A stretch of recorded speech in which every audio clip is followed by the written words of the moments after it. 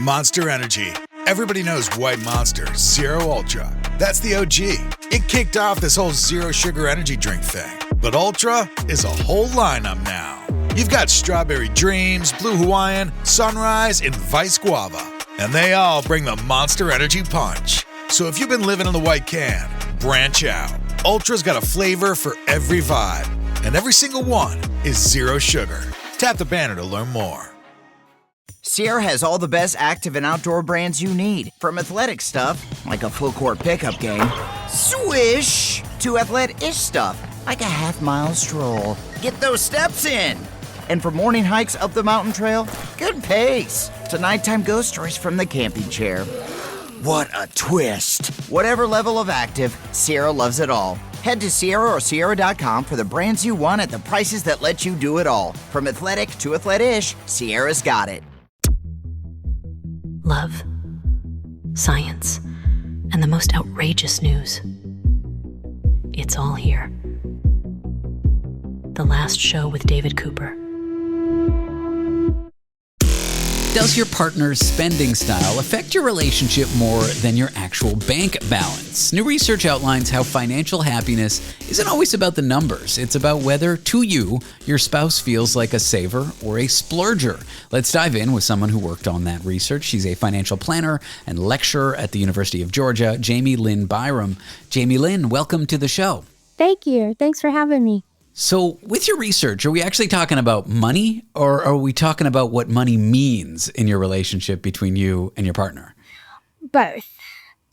So what we looked at was how couples perceive themselves and their partners in regards to whether they're a spender or a saver. So this work actually came from my dissertation. So I created a survey and had married couples separately and quietly complete the survey, and the study went from there.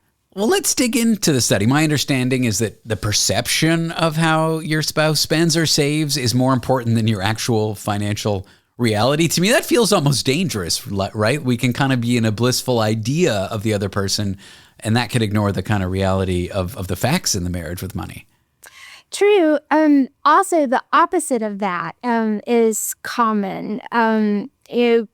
People in relationships sometimes incorrectly assume that they know their partner, their perceptions of their partner are correct, or could be incorrect. As a financial planner, I've seen several times where one person believes that their partner is a spender, when in actuality, looking at it from my point of view, that person is most definitely a saver. It just may be that person spends differently than their partner, so they're going to perceive it differently. Or perhaps they spend a lot, but they always spend within their means, and they're also very good at saving. The other partner might get annoyed by that, but there's actually nothing wrong with it. Exactly. That idea itself is what sparked my desire to do this as a dissertation. I had a client, a married couple, both senior level partners in their jobs. They had fully funded retirement, fully funded education goals.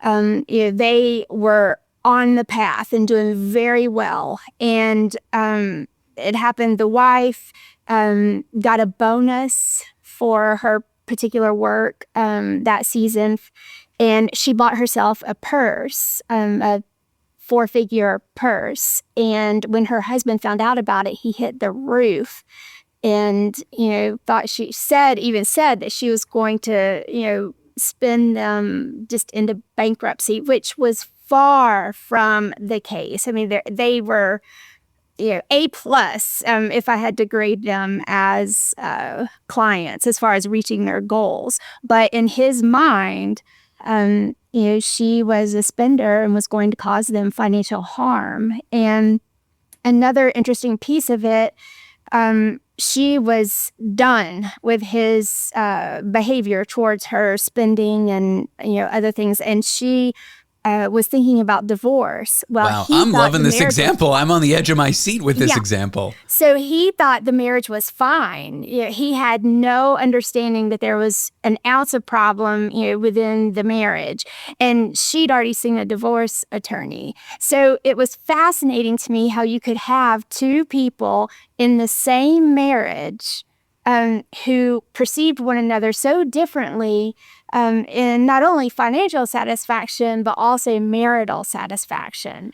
And so that, started my path of, figuring out, is this common? Is this, because sometimes when you see things, you think, well, this is how everyone does it. But then you have to realize, that's just one couple out of, who knows how many. And so I wanted to broaden it to see, is this really something, or, is it a one-off? When you did broaden it, when you did research it, did you find that it's really perception that can boost or, I guess, to negatively affect relationship satisfaction, not the reality? Yes. It was all perception meant more than reality. And the person's perception of their spouse meant more than their perception of themselves. Because when I did the survey, I had people look, complete questions in their framework of looking at themselves, but then also looking at their partner. And the perceptions of themselves, we didn't show, nothing showed significant, but it was perceptions of the partner where the significance came in. So with couples, it's sort of like rules for thee, not for me. You're more worried about your partner's spending and not yours? Exactly. And it's common. I mean, again, I'm an N of one. So, but in my experience, that's common when working with couples. Now, for couples who end up talking more openly about money and spending and saving and all these things, financial planning, I guess, are they often more aligned in their perceptions? Is talking about it an antidote to falling into this trap? Yes, communication is so important with about money in relationships. I have couples talk about money on a regular basis, and in the beginning, I may need to give them like a guide, a how-to guide, because a lot of couples have not had conversations without it turning into arguments. And so they shy away from it because they don't want to fight. So I give them one or two topics to talk about during their first session, and then we go from there, taking baby steps. So understanding someone's attitudes, beliefs, and behaviors in regards to money and their money history, if you will, of how money was used in their home that they grew up in. That's what shapes who they are. And so if couples can understand that the two people probably did not come from the same type of home, and can understand the history that's there and why they do what they do, it will make the partner more empathetic and, approach conversations differently when they don't see it as a you versus me, but we're a team and we bring different skills and ideas into the conversation, but we both have the same desired outcome, which is financial harmony, and a strong relationship.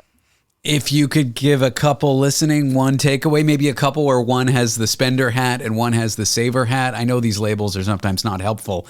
What would it be?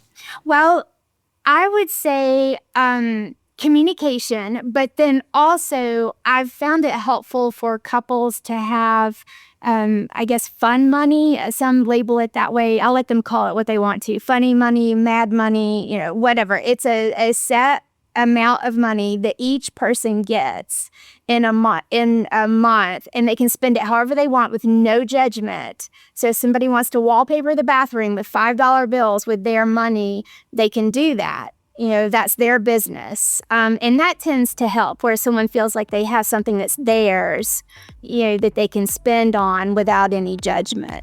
And it might be cheaper than real wallpaper, which, having just done my house, is very expensive. Well, Jamie Lynn Byram is a financial planner and lecturer at the University of Georgia. Jamie Lynn, thanks for sharing your research with me. I appreciate your time. Thank you. Hello there. Thursdays on Global. I'm Madeline Matlock. She's the lawyer with the legendary name. Don't underestimate Miss Matlock. This woman's a shark. You know it, baby. The one you can trust, even if she has to bend the rules Things aren't always as black and white as they seem. to crack a case. This is how I get things done. Emmy-winning actress Kathy Bates is Matlock. All new Thursdays at 9 Eastern on Global. Stream on Stack TV.